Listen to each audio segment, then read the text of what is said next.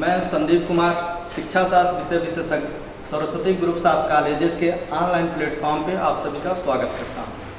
आज का हमारा जो विषय है वह बीए सेकेंड ईयर प्रथम प्रश्न पत्र शिक्षा मनोविज्ञान एवं सांख्यिकी है, जिसके बारे में आप लोगों को बताना है। सबसे पहले हम फर्स्ट पेपर के बारे में शिक्षा मनोविज्ञान के अर्थ को समझते हैं।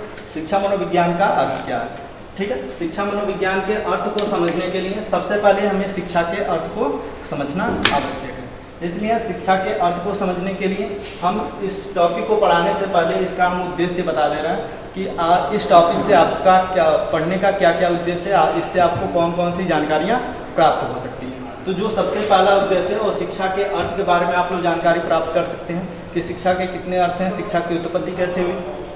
दूसरा है शिक्षा के व्यापक अर्थ के बारे में जानकारी प्राप्त कर सकते हैं, और तीसरा जो है तो शिक्षा के संकुचित अर्थ के बारे में आप जानकारी प्राप्त कर सकते हैं। इस तरह से हम देखते हैं कि अगला जो हमारा टॉपिक है वो शिक्षा का अभिप्राय। इसमें शिक्षा की परिभाषा के बारे में आपको बताया जाएगा कि जो भी इम्पॉर्टेंट आपके जो भी एग्जाम है, एग्जाम की दृष्टिगत से जो भी इम्पॉर्टेंट क्वेश्चन है इसके बारे में आपको परिभाषा के रूप में बताया जाएगा कि जो भी परिभाषा आपके आ सकता है। इसमें देखना आप सबसे पहले कि शिक्षा का अर्थ क्या है। शिक्षा के अर्थ को समझने के लिए सबसे पहले हम शिक्षा के शाब्दिक अर्थ को समझते हैं। शिक्षा की शाब्दिक अर्थ क्या है, सबसे पहले हम ये जानते हैं कि शिक्षा की उत्पत्ति कैसे हुई। तो शिक्षा की उत्पत्ति, शिक्षा शब्द की जो उत्पत्ति है वह संस्कृत भाषा के शिक्ष धातु से निकला है।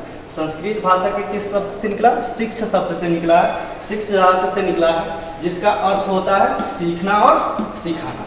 जिसका अर्थ क्या होता है? सीखना और सिखाना, अथवा हम कह सकते हैं कि ज्ञान ग्रहण करना। क्या कह सकते हैं? ज्ञान ग्रहण करना। अब यहाँ पे क्वेश्चन आपसे कैसे पूछ सकता है, ये ऑप्शनल पेपर होते हैं तो इसमें क्वेश्चन कैसे पूछ सकता है? क्वेश्चन पूछ सकता है कि शिक्षा का उत्पत्ति किस भाषा के शब्द से हुई है। तो सबसे पहले आपको क्या करना है कि शिक्षा शब्द की उत्पत्ति संस्कृत भाषा के शिक्ष धातु से हुई है। शिक्ष धातु में आपको यहाँ पे हम बताना चाहेंगे कि शिक्ष धातु में और जो है ये एक प्रकार का प्रत्यय है जो शब्द के बाद में जुड़ता है। इसके मिलने से शिक्षा शब्द की उत्पत्ति मानी जाती है, जिसका शाब्दिक अर्थ होता है सीखना सिखाना, अथवा हम इसे कह सकते हैं कि ज्ञान ग्रहण करना। कुछ लोग इस शिक्षा की जो उत्पत्ति मानते हैं वो विद्या शब्द से भी मानते हैं, क्योंकि प्राचीन समय में शिक्षा को हम विद्या शब्द के नाम से हम जानते थे, और इसकी जो उत्पत्ति मानी जाती है वो भी संस्कृत के विद धातु से मानी जाती है। किससे मानी जाती है? संस्कृत के विद धातु से मानी जाती है, जिसका तात्पर्य होता है या जिसका अर्थ होता है जानना या ज्ञान प्राप्त करना, जानना या ज्ञान प्राप्त करता। इस तरह से हम कह सकते हैं कि शिक्षा संस्कृत के शिक्ष धातु से या शिक्षा की उत्पत्ति विद्या के संस्कृत शब्द विद धातु से हुई है। ठीक है ना, यहाँ तक आपको पता हो गया। अब आपको ये जानना है कि शिक्षा को हम अंग्रेजी में एजुकेशन शब्द के रूप में जानते हैं। शिक्षा को अंग्रेजी में किस शब्द से जाना जाता है? एजुकेशन शब्द से जाना जाता है। और एजुकेशन शब्द की उत्पत्ति किस प्रकार से हुई है? तो सबसे पहले हम ये जानते हैं कि एजुकेशन जो शब्द है वो किस भाषा का शब्द है? एजुकेशन जो शब्द है वह अंग्रेजी भाषा का शब्द है, लेकिन इसकी उत्पत्ति किस भाषा के शब्द से हुई है? तो इसकी जो उत्पत्ति मानी जाती है या हम इसे व्युत्पत्ति के भी नाम से जानते हैं, वह लैटिन भाषा के शब्द से हुई है। और वो जो लैटिन भाषा का शब्द है वो मुख्यतः 3 शब्द हैं जिनके माध्यम से एजुकेशन शब्द की उत्पत्ति हुई है, जिसमें सबसे पहला जो शब्द है यह है एजुकेटम। अब एजुकेटम भी 2 शब्दों से मिलकर बना है। हम यहाँ पे आपको बताते हैं ई प्लस डुको। ठीक है, अभी आगे नेक्स्ट जो स्लाइड है इसमें आपको बताया जाएगा। पहला जो लैटिन भाषा का शब्द है एजुकेटम है। एजुकेटम का जो अर्थ होता है वह शिक्षित करना से है, जिसे हम इंग्लिश में to run act of teaching और ट्रेनिंग के नाम से जानते हैं। दूसरा जो शब्द है वो एजुशियर है, जिसे हम टू लीड आउट यानी कि विकसित करना या अग्रगति करना यानी कि आगे की तरफ बढ़ाने से है। तीसरा जो शब्द है एजुकेयर है। एजुकेयर का जो अर्थ होता है वो to educate to bring up the rest यानी कि आगे बढ़ाना या बाहर निकालना या विकसित करना। अतः हम कह सकते हैं कि इन लैटिन भाषा का जो तीनों शब्द है, जिसे हम एजुकेटम, एजुशियर, एजुकेयर तीनों के नाम से जानते हैं, इन तीनों शब्द का अगर जो देखा जाए तो एक ही अर्थ माना जाता है। वो अर्थ क्या होता है? आगे की तरफ बढ़ाना या विकसित करना या शिक्षित करना।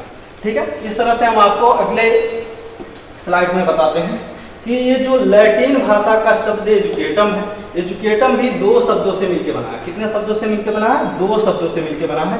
पहला जो शब्द है वो ई है और दूसरा जो शब्द है डूको है। ई का अर्थ होता है अंदर से और डूको का जो अर्थ होता है वो अग्रसित करना या आगे बढ़ाने से होता है। अतः हमने अभी आपको यहाँ पे बताया था, अभी हमने आपको यहाँ पे बताया था ई प्लस डूको, यानी कि ई का जो अर्थ होता है, अगर जो डायग्राम के रूप में हम देखें तो ई का जो अर्थ होता है यहाँ पे अंदर से हो जाएगा और डूको का अर्थ हो जाएगा बाहर से। तो इस तरह से यहाँ पे जो अग्रसित करना या आगे बढ़ाना वो डूको का अर्थ होता है, ई का अर्थ होता है अंदर से। अतः हम कह सकते हैं कि बालक के अंदर जो भी अंतर्निहित शक्तियां होती हैं, ठीक है, उन सभी अंतर्निहित शक्तियों को बाहर निकालना और विकसित करना ही क्या कहलाता है? शिक्षा कहलाता है। शिक्षा के द्वारा ही बालक के अंतर्निहित शक्तियों को क्या किया जाता है? बाहर निकाला जाता है और विकसित किया जाता है। यही शिक्षा का अर्थ होता है, ठीक है ना। अब इस तरह से हम कुछ परिभाषा के रूप में जान सकते हैं। जैसे एक परिभाषा दिए हैं एडिसन महोदय ने, जो परिभाषा दिया गया है एडिसन महोदय ने, जो आपको परिभाषा दिया है, अभी यहाँ पे हम आपको बता रहे हैं कि इस परिभाषा में इन्होंने कहा कि शिक्षा द्वारा मनुष्य के अंतर में निहित उन शक्तियों तथा गुणों को दिव्य दर्शन होता है जिसको शिक्षा की सहायता के बिना अंदर से बाहर निकालना नितांत असंभव है। अतः हम कह सकते हैं कि जो बालक होता है जब वो जन्म लेता है तो एक अजैविक प्राणी होता है, उसके अंदर किसी भी प्रकार का कोई भी गुण नहीं होता। वह कुछ मूल प्रवृत्तियों के द्वारा जन्म लेता है और उन मूल प्रवृत्तियों को विकसित करने का जो कार्य करती है वो शिक्षा करती है और उसी शिक्षा के द्वारा उन बालक की मूल प्रवृत्तियों को विकसित किया जाता है, जिसके माध्यम से एक स्वस्थ मनुष्य का निर्माण किया जाता है। तो हम कह सकते हैं कि एक अर्थ में शिक्षा बालक के सर्वांगीण विकास करते हैं, ठीक है। इसी क्रम में हम आगे आपको देखते हैं कि शिक्षा के मुख्यतः दो अर्थों के रूप में जाना जाता है, जिसे हमने अभी उद्देश्य में ही आपको बताया था कि जो पहला है वह शिक्षा का व्यापक अर्थ है। शिक्षा का व्यापक अर्थ का तात्पर्य क्या है कि शिक्षा के व्यापक अर्थ में शिक्षा की अवधि की कोई सीमा नहीं होती, यानी कि जब जो शिक्षा प्राप्त करने का कोई निश्चित समय नहीं है, यानी कि जब बालक जन्म लेता है और जन्म लेने के बाद जब तक उसकी मृत्यु नहीं हो जाती तब तक वह कुछ न कुछ कहीं न कहीं किसी न किसी के द्वारा वह सीखता रहता है, जो शिक्षा के व्यापक अर्थ को दर्शाता है। मनुष्य संस्कार के किसी भी कोने में रहकर शिक्षा प्राप्त कर सकता है। अतः हम कह सकते हैं कि व्यापक अर्थ में पूर्ण संसार ही या समस्त संसार ही शिक्षा गृह है, ठीक है। उसके बाद से हम इसे ही देखते हैं व्यापक अर्थ में ही। व्यापक अर्थ में जो शिक्षा प्राप्त करने वाला व्यक्ति होता है वो कौन होता है? बालक ही होता है। इसलिए बालक को शिक्षा प्राप्त करने में प्रधान माना जाता है और बालक को ही शिक्षा का केंद्र मानकर शिक्षा के उद्देश्य, पाठ्यक्रम, शिक्षण विधियां या अनुशासन या जो भी एक पाठशाला के अंतर्गत संगठित की गई तथ्य होती हैं उनके आधार पर बालकों को शिक्षित किया जाता है। यह शिक्षा के व्यापक अर्थ को दर्शाता है, ठीक है। इसके बाद से आपको अगला बताते हैं कि शिक्षा के संकुचित अर्थ। शिक्षा के संकुचित अर्थ को हम क्या जानते हैं कि शिक्षा के संकुचित अर्थ में शिक्षा का जो क्षेत्र माना गया वो विद्यालय की चार दीवारी मानी गई है, यानी कि शिक्षा का जो संकुचित अर्थ होता है वो विद्यालयी शिक्षा से मानी जाती है और इसमें क्या होता है कि यह पूर्णतः सीमित होती है। अतः हम कह सकते हैं कि जो पाठशाला और विद्यालय होता है एक पूर्व निश्चित अध्यापन स्थल होता है जहाँ पे प्रत्येक विद्यार्थी को औपचारिकताओं की पूर्ति करते हुए प्रवेश प्राप्त करना होता है और प्रवेश के तहत वह सभी बातें पूर्व निश्चित हुआ करती हैं, जिसके माध्यम से वह बालक उस पाठशाला में या उस शिक्षालय में या हम कह सकते हैं कि उस कैंपस में शिक्षा प्राप्त करता है। जैसे क्या होते हैं कि प्रवेश के नियम होते हैं, पाठशाला भवन होता है, पाठ्यक्रम होता है, पाठ्यपुस्तकें होती हैं, समय सारणी होता है, अध्यापक होता है, कक्षाएं होती हैं, इत्यादि प्रकार की जो तथ्य होती हैं वो क्या होती हैं? पूर्ण निश्चित होती हैं, पूर्व से निश्चित होती हैं, जिनके अंतर्गत एक सिस्टम में रह के बालक क्या करता है? शिक्षा प्राप्त करता है। और ये जो शिक्षा का अर्थ होता है यह शिक्षा के संकुचित अर्थों के रूप में जाना जाता है। अगला आपको बताते हैं कि शिक्षा का अभिप्राय। शिक्षा के अभिप्राय में सबसे पहले हम आपको बताते हैं, अभिप्राय में आपने अर्थ को समझा आपने, उसके बाद से ये जो परिभाषाएं हैं जो महत्वपूर्ण आपकी परीक्षा की दृष्टि से जो भी महत्वपूर्ण परिभाषाएं हैं उसको यहाँ पे बताया जा रहा है। इसको आप लोग जरूर देखिएगा, ठीक है, और इसको याद रखिएगा क्योंकि ये सभी इंपॉर्टेंट परिभाषा है। जो सबसे पहला जो इंपॉर्टेंट परिभाषा है वह शिक्षा शारीरिक, मानसिक एवं बौद्धिक विकास की एक प्रक्रिया है। ये किसने कहा था? प्लेटो महोदय ने कहा था, ठीक है। अरस्तु महोदय ने एक शिक्षा की परिभाषा दी है जो आपको पूर्ण रूप से पता होगा कि शिक्षा स्वस्थ शरीर में स्वस्थ मस्तिष्क का रचना करती है या स्वस्थ मस्तिष्क का निर्माण करती है। अतः हम कह सकते हैं कि जब तक एक बालक पूर्ण रूप से स्वस्थ नहीं होगा, उसके शारीरिक मानसिक क्रियाएं पूर्णतः सक्रिय नहीं होंगी, तब तक वो पूर्ण रूप से शिक्षा प्राप्त नहीं कर सकता। अतः हम कह सकते हैं कि अरस्तु की ये जो परिभाषा है सबसे इम्पोर्टेंट परिभाषा है और इसी परिभाषा के आधार पर एक मनुष्य का सर्वांगीण विकास होता है। क्योंकि बालक को किसी भी चीज का अध्ययन करना है, जानना है, जानकारी प्राप्त करनी है, तो सबसे पहले उसका स्वास्थ्य अच्छा होना आवश्यक है। जब तक स्वास्थ्य अच्छा नहीं होगा तब तक वो किसी भी ज्ञान के बारे में पूर्ण जानकारी प्राप्त नहीं कर सकता। उसके बाद से अगला जो परिभाषा इंपॉर्टेंट परिभाषा वो रूसो का है, वो है शिक्षा अंदर से होने वाला एक विकास है, यह बाहर से संचय नहीं है ना। कि बालक जो शिक्षा अंदर से होने वाला एक विकास है। अतः इनके द्वारा माना गया है कि बालक पूर्ण निहित कुछ शक्तियां लेके जन्म लेता है, जिनको शिक्षा के माध्यम से क्या क्या किया जाता है, संचय किया जाता है, विकसित किया जाता है। ठीक है। उसके बाद से आपका अगला जो परिभाषा है वो परिभाषा हर्बार्ट महोदय का। ठीक है। क्या परिभाषा? हर्बार्ट महोदय का। ठीक है। हर्बार्ट महोदय का जो परिभाषा है वो शिक्षा एक लंबी तथा जटिल प्रक्रिया है, लेकिन इसे एक शब्द में संक्षिप्त किया जा सकता है और वह है नैतिकता। यानी कि शिक्षा के माध्यम से बालक के अंदर नैतिकता का विकास किया जाता है, जिसके माध्यम से एक बालक पूर्ण रूप से यानी कि एक स्वस्थ मनुष्य का रूप धारण करता है। अगला जो परिभाषा वो महात्मा गांधी का है। शिक्षा से मेरा अभिप्राय शिशु एवं मनुष्य के शरीर, मन और आत्मा में अंतर्निहित सर्वोत्तम शक्तियों के सर्वांगीण प्रकट से होता है या सर्वांगीण विकास से होता है। महात्मा गांधी जी का दिया गया कथन है। अगला है जो सबसे इंपॉर्टेंट है, इसको भी आपको ध्यान में रखना है। ये हमेशा BA first year second year के जो पहले ही टॉपिक होते हैं इनमें ये परिभाषा जरूर पूछता है, चाहे वो फर्स्ट ईयर हो या सेकेंड ईयर हो। तो इसमें विवेकानंद जी का जो इनका जो परिभाषा दिया गया है वो है शिक्षा मनुष्य के अंतर में निहित देवत्व की अभिव्यक्ति है।